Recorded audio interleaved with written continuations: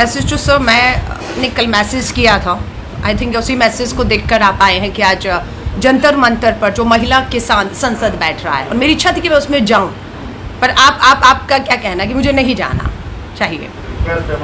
आप रिक्वेस्ट कर रहे हैं और मैं अगर रिक्वेस्ट नहीं मानूं तो ये गैर कानूनी तो नहीं होगा? हाँ, नहीं, इंडिविजुअली आप मुझसे कर सकते हैं और मैं उसका रिस्पेक्ट भी करती हूँ। और मेरी इच्छा थी कि हमारी 200 महिलाएं, हमारा जो कृषि कानून आपको मालूम ही है, उसको लेकर 8 महीने से आंदोलित हैं। 500 किसान अपने शहीद हो चुके हैं और आज महिलाएं जंतर मंतर पर हैं। नहीं, मेरे जाने से लॉ एंड ऑर्डर कैसे खराब होगा? मैं तो कानून की सबसे ज़्यादा मानने वाली हूँ। कभी 27 साल की राजनीति में कानून नहीं तोड़ा और आज भी कभी कोशिश नहीं है। हमारी कोशिश ही रहती है कन्विंस कर सकते हैं, उसे कन्विंस करना। हम आपको मना सकते हैं। नहीं, आप मुझे रिक्वेस्ट कर रहे हैं, पर मैं यही कह रही हूँ, अगर मेरी आपसे रिक्वेस्ट हो कि मुझे जाने दीजिए जंतर मंतर में, कुछ नहीं, सिर्फ महिलाओं जो हमारी देश भर की किसान आई हैं अपनी आवाज़ को उठा रही है, दूसरी तरफ संसद भी चल रहा है। हम चाहते हैं कि वो जंतर मंतर की आवाज़ जो सर्वोच्च संसद है वहाँ पर उठे। तो बढ़िया हमारे लिए। नहीं, अगर जाऊंगी तो आप मुझे रोकेंगे? मैं सिर्फ ये पूछ रही हूँ आपसे। आप रोकेंगे? आप नहीं जाने देंगे? तो आप सब मुझे नहीं जाने देंगे। साथियों, अपने घर पे हूँ।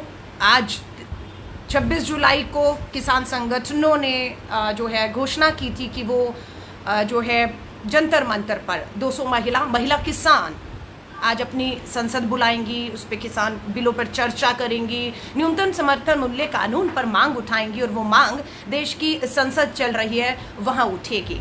लेकिन आप देख रहे हैं मेरे घर में जो है वो पुलिस आ चुकी है।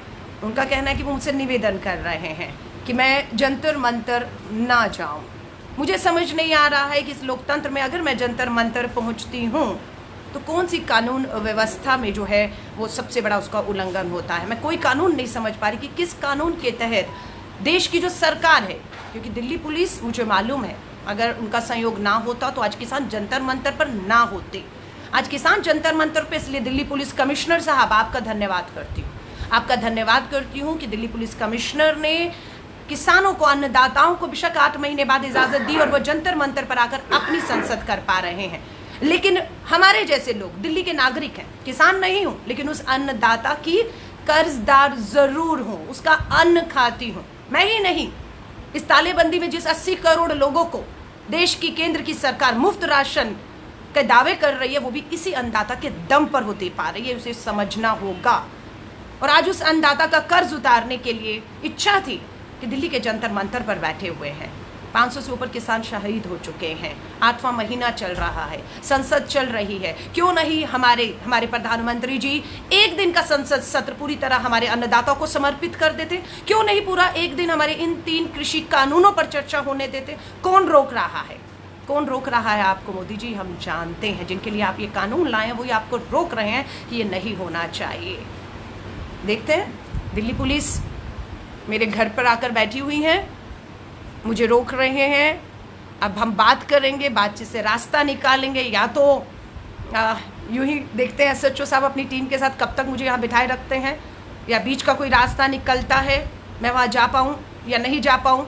पर मैं आप सबसे निवेदन करती हूँ, महिला किसानों से कहूँगी, हम चाहे घरों में इस तरह से कैद हो गए हों, लेकिन इस बात का भरोसा रखिएगा कि हम आपके साथ, आपकी मांगों के साथ पूरी ताकत बनकर खड़े थे। राहुल गांधी जी के नेतृत्व में खड़े हैं और खड़े रहेंगे।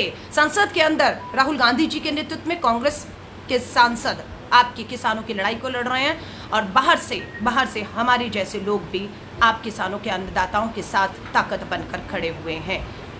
अब पुलिस कमिश्नर साहब, आपसे भी हाथ जोड़कर निवेदन करूंगी, हमारे इलाके के जो डीसीपी हैं, एडिशनल डीसीपी हैं, एसीपी साहब, आपके एसएचओ साहब बैठे हुए हैं, हाथ जोड़ के निवेदन करूंगी, ये लोकतंत्र की हत्या होगी अगर हमारे बढ़ते कदमों को लोकतांत्रिक तरीकों से हम वहाँ जाकर सिर्फ समर्थन देना चाहते हैं। ये पूरा आंदोलन 8 महीने बिल्कुल हिंसक नहीं रहा, गांधीवादी तौर तरीकों से ये आंदोलन आगे बढ़ रहा है और यही लोकतंत्र की असली ताकत है कि इस देश में लोकतांत्रिक तरीकों से, गांधीवादी तरीकों से अगर कोई भी आवाज़ उठे उसे दबाने की कोशिश नहीं करनी चाहिए। तो मैं दिल्ली पुलिस के मनाने की कोशिश करूँगी कि आप मुझे यहाँ से जंतर मंतर जाने दें, अगर नहीं भी जाने दिया तो मैं आप सभी साथियों को कहूँगी पूरी की पूरी कांग्रेस का समर्थन किसानों के साथ है।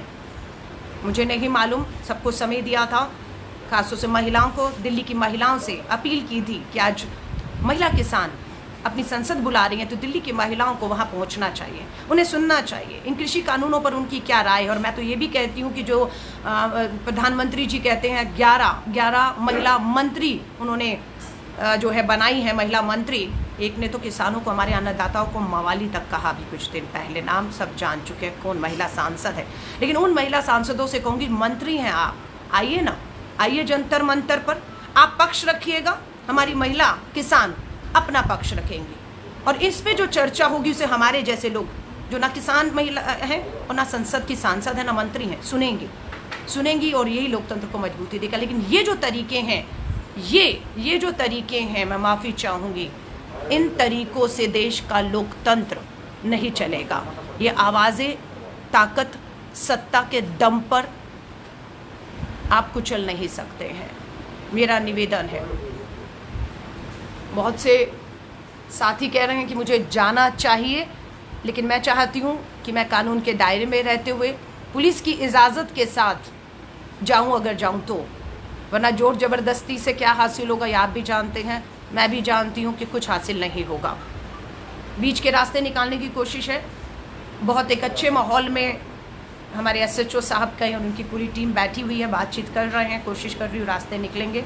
पर इस तरह से मैं कहूँ, अगर आप कहेंगे डिटेन कर लिया अलका लांबा को और आपका जंतर मंतर दिल्ली संसद में किसानों के नहीं जाने देंगे, तो मैं ये कहूँगी ये राहुल गांधी जी, पूरी कांग्रेस की आवाज़, किसानों की आवाज़ संसद से सड़कों तक गूंजेगी और तब तक गूंजेगी जब तक ये 3 काले कृषि कानून वापस नहीं लिए जाते हैं, तब तक। जय हिंद, जय भारत।